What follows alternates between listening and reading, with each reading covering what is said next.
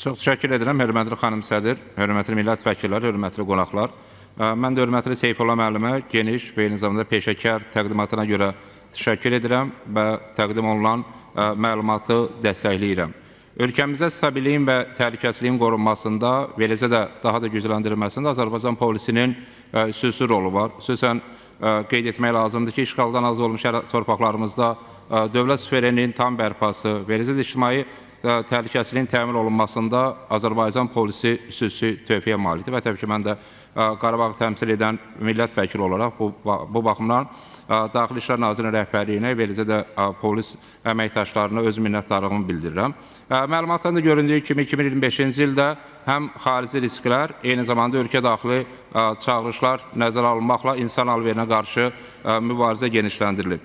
Və hesabatda da qeyd olunduğu kimi 2025-ci ildə bu sahədə ciddi uğurlara imza atılıb və diqqət çəkən məqamlardan biri ondan ibarətdir ki, 2025-ci ildə maarifləndirmə, təlim və treninqlərdən xüsusi istifadə olunub. Bu da təbii ki, xüsusən də maarifləndirmə kampaniyalarında institusional yanaşma ilə yanaşı, həm də yeni rəqəmsal metodlardan istifadə olunub. Bu da təbii ki, insan alverinə qarşı mübarizədə yeni bir mərhələ kimi qiymətləndirməlidir.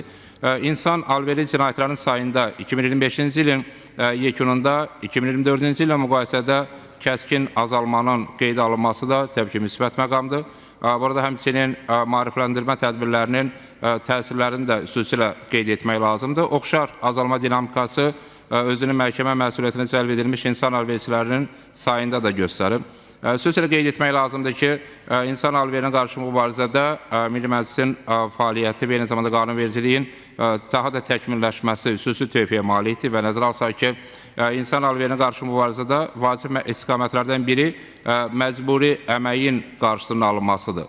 Bu sahədə qanunverici bazanın daha da möhkəmləndirilməsi son illər beləcə də 2025-ci ildə müşahidə olundu. Qeyri-legal məşğulluğa qarşı mübarizə daha da gücləndirilib və təbii ki, bu kontekstdən həm iş axtaran, həm işli şəxslərin sosial müdafiəsinin gücləndirilməsi prioritet olaraq qalmaqdadır. Hazırda 1.784.000 vətəndaşımızın əmək müqaviləsi var və onlardan 870.000-i dövlət sektorunda, 913.000 isə özəl sektorda çalışır. Son bir ildə özəl sektorda əmək müqaviləsi ilə çalışan vətəndaşlarımızın sayı 33.000 artıb.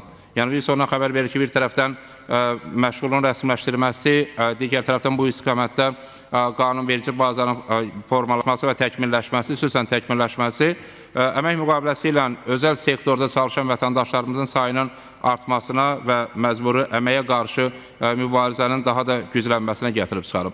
Qeyd olunduğu kimi, insan alveri cinayətlərinin 97%-i 2025-ci ildə açılıb. Bu da təbii ki, məhz daxili İşlər orqanları tərəfindən peşəkar fəaliyyətin həyata keçirilməsi kimi qiymətləndirilməlidir.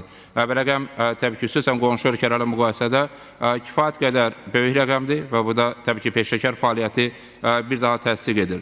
Və sənəddə xüsusən diqqət çəkən məqamlardan biri məhz vəzifələrin ayrıcı olaraq qeyd olunması və ölçülə bilən hədəflərin müəyyənləşdirilməsidir. Milli fəaliyyət planı çərçivəsində institusional və struktur əməkdaşlığın genişləndirilməsi də vacib istiqamətlərdəndir. Bu sahədə fəaliyyətlərin sistemləşdirilməsi və güclü koordinasiya insan alveri qurbanlarının sayının daha da azalmasına gətirib çıxaracaq.